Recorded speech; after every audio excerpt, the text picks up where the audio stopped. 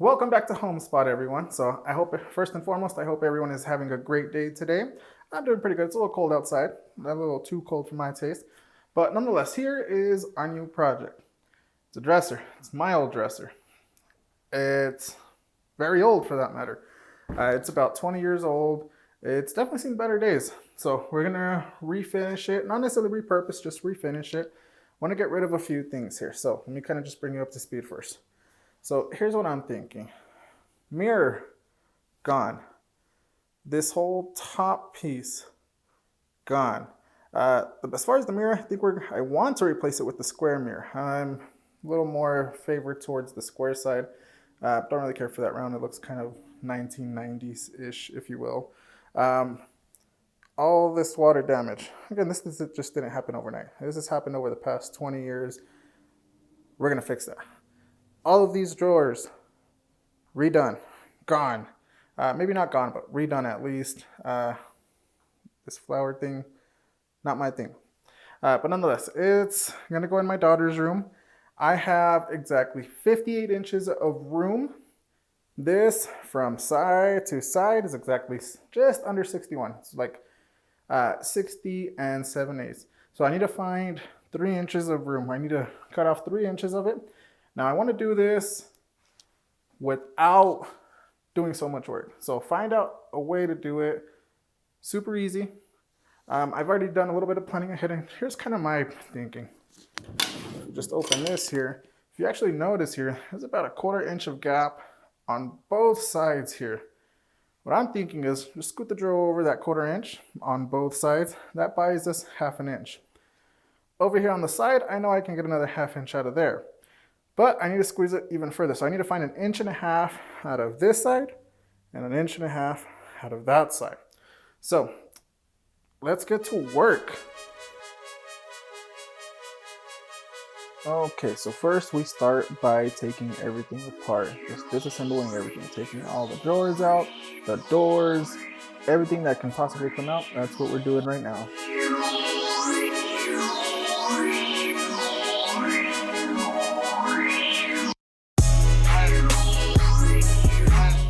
Now it already looks way drastically different than when we started just 3 minutes ago.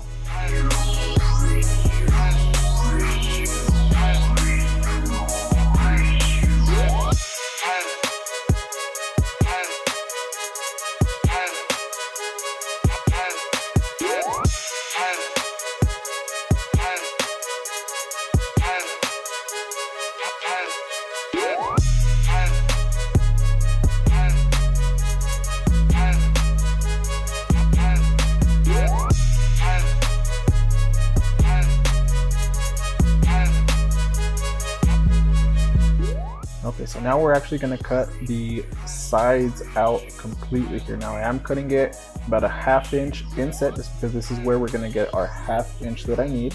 Also, we're going to be replacing that sideboard with a thinner board, and thus giving us that extra inch that we need. So we're actually taking out 1.5 inches from both the left and right side, thus giving us our total of 3 inches that we needed from the get-go. So problem 1 solved.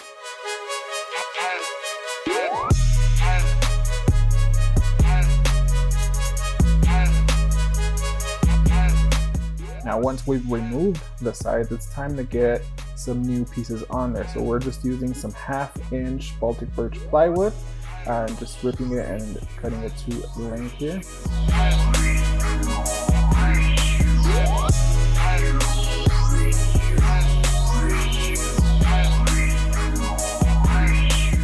Now one thing to note here when cutting plywood is if you're cutting with the grain, there's not that much tear out. But as soon as you flip that board 90 degrees and start cutting against the grain, you need to be careful with tear out here. So I'm putting in some blue painter's tape just to eliminate that as much as possible. And you can actually see right here just how bad it is. So that other is the factory edge that they had cut out at the big box store for me. And you can just see how big of a difference it actually makes just to use some painter's tape. Once we have the side pieces cut to exact length, now we need to get them in exactly 90 degrees. So just simple screws, butt joints, and some glue here.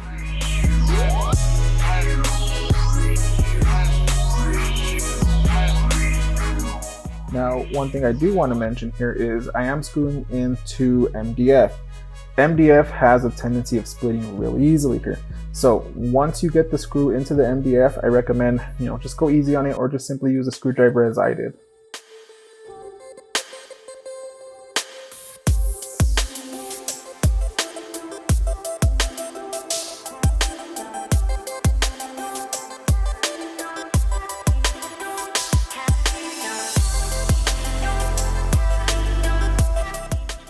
Okay, now that the side panels are put back on, I need to put the drawer slides back on as well because we do need to adjust them here. I took exactly a 1/2 inch, so now they're a 1/2 inch too far either to the right or the left ones are too far to the left here. So I need to move them just 1/4 of an inch to the corresponding side. The right sides are going to go to the left sides are going to go a little bit to the right. That way we make sure that the drawer closes fully and it's fully centered.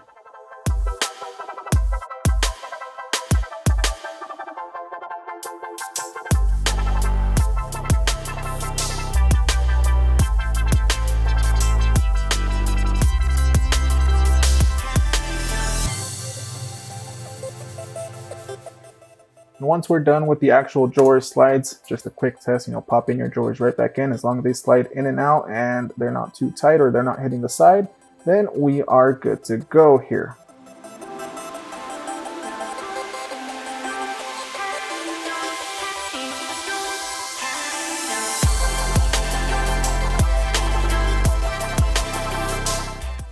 Hey everyone, so now that we are done with the base of the cabinet, that thing over there, we can move on to the drawers and the drawer fronts themselves. Now the drawers, I'm not going to change them. They all fit as is. I measured them very carefully, that way I wouldn't have to cut into them, make more work for myself. So all that we really want to do is redo the drawer fronts. We just want them to change up the look. We do not like them anymore. So these are my drawers, or at least the inside of my drawers here. Now they overcomplicated it in my opinion here, and I'll show you why. So what we're gonna first do here is remove the drawer itself, just like that. Now the drawer front. So this is the current drawer front I have right now. I mean, outside not too bad, but the inside, they have all of these little slots right here. Now these little slots are cut there so it can accept the drawer, and this acts as the drawer front. And it just keeps everything together. My idea here is to just get a piece of board, just like this one, and we're gonna put it right here. We're gonna glue it up, make a box out of it, in other words here. And from there, we're gonna make an actual drawer front. And let's just pretend this is our newer drawer front. Now that we can put this on top, and I can just literally screw it in without having to worry about cutting all these little dados there. Much simpler in my opinion, so we're gonna take that route. Yeah, we're gonna take the simpler route. So let's go. And as far as removing the old drawer front, you literally just clamp the base of the drawer down to the table and just get a big hammer and knock it right off. And that's pretty much it. I was worried a little bit about damaging the drawer sides here, but it was not too bad. There's just some pin nails that are holding it in. Once the drawer front is out, just remove the pin nails as carefully as you possibly can, and good to go.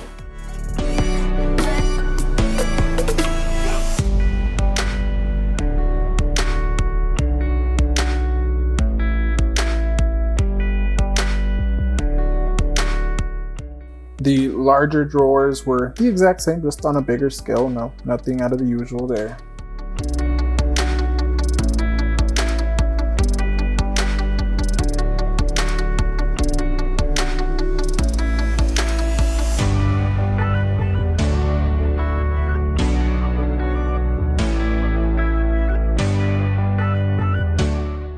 Okay, now once we're done with all of the destruction here, it's time to move on to the false drawer fronts here. So once I've removed everything, I do need to take some measurements to see exactly how long I need them. There are 4 drawers, of course, or 4 of the smaller drawers, so 4 small pieces and 2 of the larger drawers as well.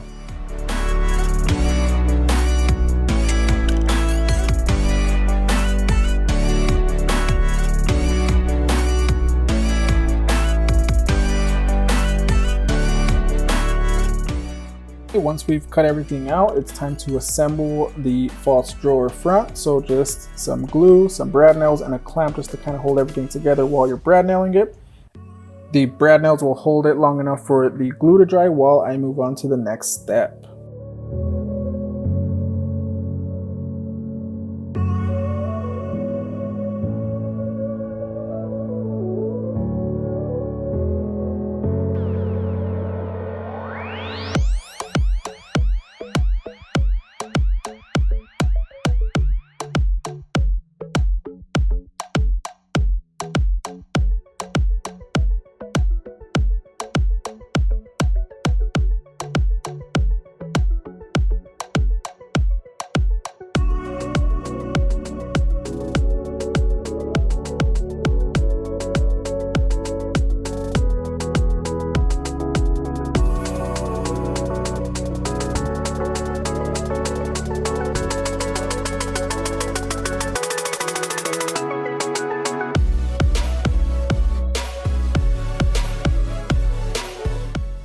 And once we're done with all the drawers here, just a quick test just to make sure they all still fit, make sure they're all still square, and they are good to go. Okay, and then just to show you how bad this really is, it's pretty bad. Now the camera does not do it justice here. All of these little water spots that you see here are raised up a good 1/16 of an inch. So if you run your hand through them, you'll definitely feel them. But nonetheless, it's time to move on into sanding here. Now it's gonna get worse before it gets any better. So first off, I'm rubbing off all of the old finish off, but I am taking down any of those bumps. I'm taking them down to bare, in this case, MDF. So again, we're not really looking for it to look pretty. We just want it to be as smooth as we can possibly get it. Okay, once we're done with the sanding, we move on over to the table saw once again. Now we want to take off all the edges here. All the edges that it has right now are rounded off. So you just simply run it through the table saw, get it as close as you can until you get it perfect here. And the actual left and right, we're not running through the table saw just because that would be a very bad idea. Just hit it with your circular saw. All right, everyone. So just a quick update here. Now we hit a little bit of a owie or an oopsie or whatever you want to call it. This is more of a learning experience. And I had already expected a little bit of this, but not to the extent that it really is. So let's check this out here. These are the drawer fronts, or at least the edges of it, the outside of it here. Now these are all 4 of them. Now if you look up here, it's completely flat. But if you keep looking down the side here, that is not flat whatsoever. So boards are very warped. So we're gonna take a different approach to this. What I'm gonna do here is, we have plywood. So we're gonna make these drawers out of plywood, edge banding, and go from there. It is 3/4 inch plywood. We are gonna paint it so it's not top of the line plywood, but nonetheless, it'll do the trick. So let's get going. Okay, and then just to give you a little bit of backstory here, the original drawers that I made were all out of 2x4 material. I did run them through the bandsaw, I did run them through the planer, so they were all to exact thickness. They were perfectly flat. I know they were dry. They've been sitting in my garage for a few months here. However, I left them just there for a couple days. I came back and they were warped. So we're just taking this approach here. I know the plywood's a lot more stable than the 2x4s. I know they won't warp and they'll still work just fine. Okay, so as far as the drawer fronts, they're pretty easy. It's 4 pieces of wood. It's 2 of the longer rails, 2 of the shorter styles on each one, and you're pretty much just cutting them out to size. Once you've cut them out to size, the method of joinery is going to be pocket holes on the back here. So just get the pocket hole jig and drill a ton of holes.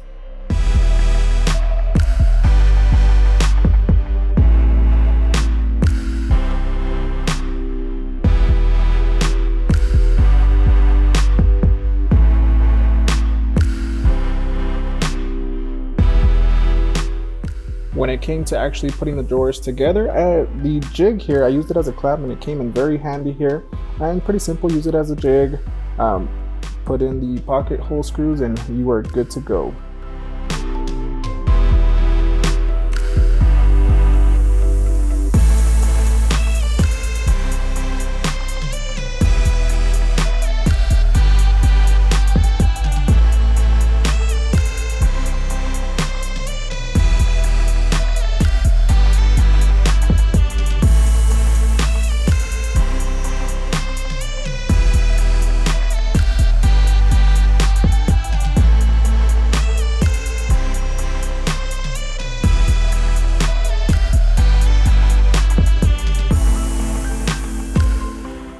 So now that we finished the frame of the actual drawer fronts, we need the actual center. So in order for me to do that, I do want to cut it out with the router bit. I just want to cut out a rabbet the way around.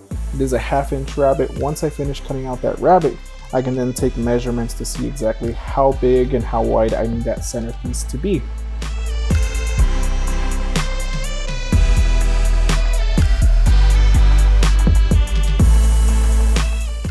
Okay, so once I have my dimensions all figured out as far as how big and how wide the centerpiece is going to be, I move on over to my table saw and cut them all out here.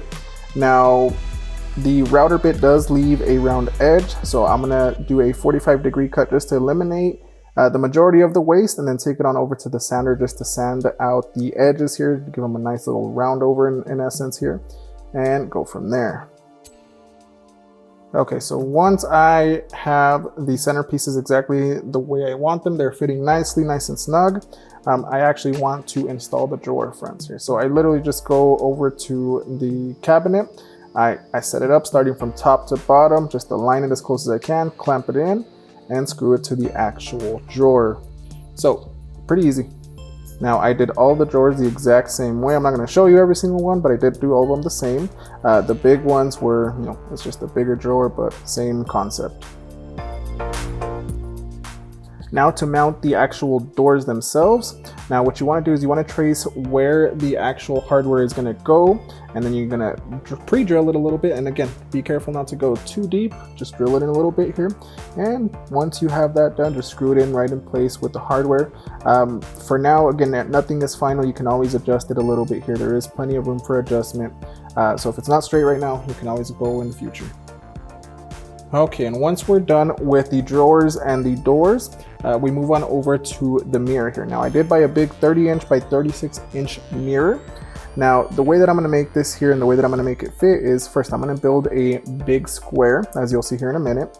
Once I'm done with that big square, in the center of each of my pieces of board here, I'm going to put a groove just slightly bigger than the actual mirror. That way the mirror will sit inside the groove. It won't fall out, it won't fall to the back. I don't have to make mounting tabs or anything like that. And as far as joining this box together, again, we're going to go back to our trusty pocket holes here.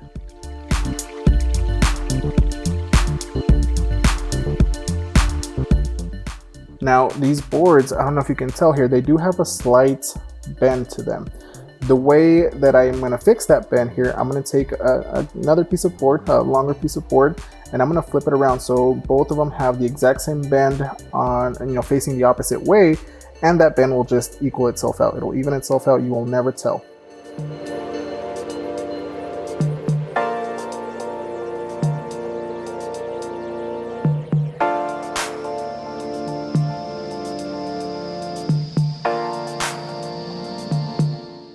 Once I have the entire mirror section finished up here, here's those boards that I was telling you about. So it's a long board. The curve or the bend is facing the opposite bend of the mirror, and that will also serve as my backboard to actually holding the mirror to the base cabinet. Now here my daughter just wanted to get a little bit of action in. Normally they really don't care for this, but once they can actually start to see a finished project, they get really excited. So here she is, doing as much as she can.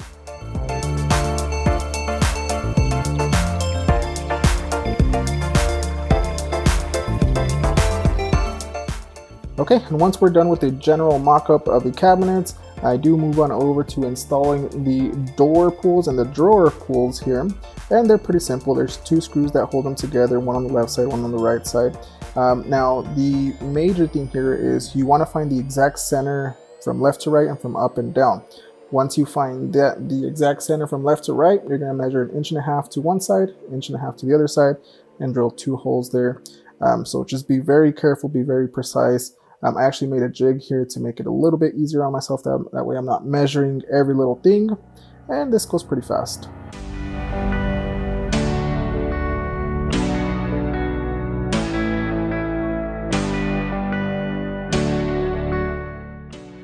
Okay, so once the drawer handles have been installed, it's time to just finish the rest of the decorative pieces here. And again, we're just using the same 3/4 inch plywood just to keep everything similar. Once that's done, it's time to move on over to taking everything off. So we'll drawer fronts, drawer pulls, everything has to come back off and get ready for sanding here.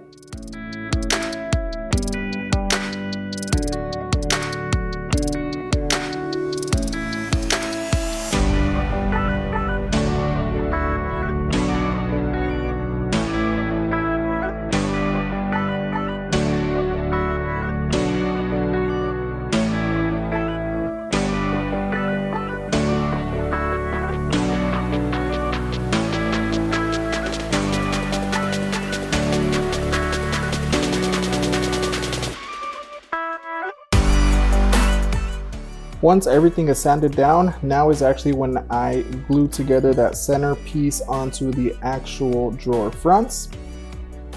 And again, with the mirror, we're simply just taking it off, getting everything sanded right on down.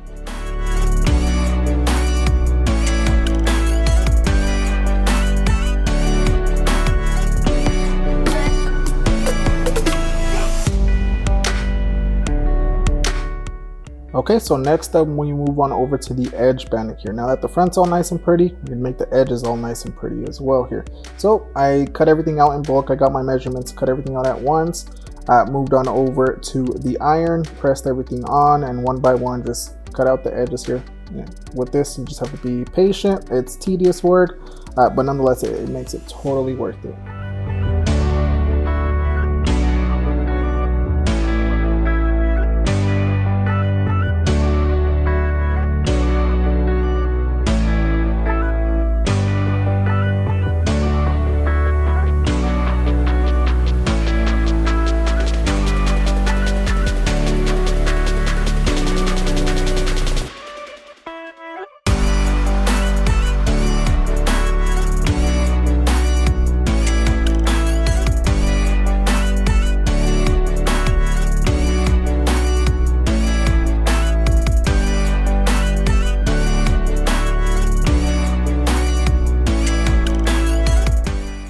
Okay, so once the edge banding is done, I was looking at the mirror piece and it just looks a little too plain. So I took a round nose bit and made 3 even passes on the router itself, making 3 even grooves just for decorative, and that's all. It's just straight decorative. Okay, on top of those 3 grooves that I'm going to cut, I'm also going to cut out a square, a 2.5 by 2.5 by 1 inch square. Now I'm going to cut some grooves all the way around it to kind of make it look just decorative. Again, just trying to make it look as nice and pretty as I possibly can here. So check it out.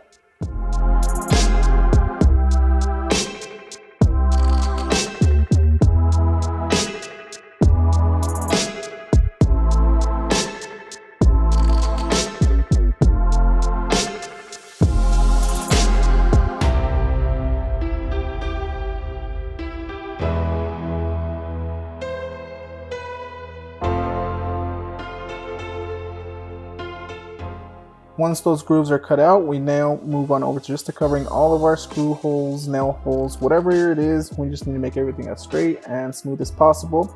Now, I mentioned earlier that the plywood I bought is not the greatest here, so there's still some graininess to it here. So I'm hoping that the mud will take some of that out. So just slap it on there and then just take some 220 sandpaper and take it all off.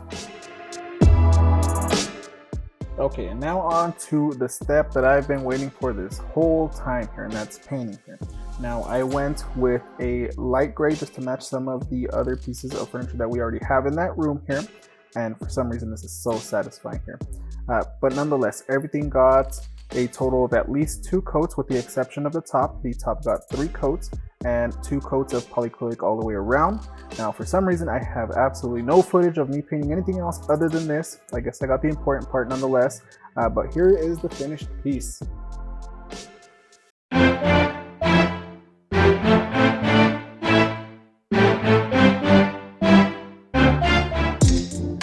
And it's done, home spotter. So I hope you enjoyed the project. I myself really like the way it turned out.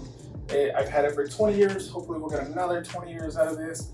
With it looking like this, I don't see why not. In 20 years, I'll just redo it once again here.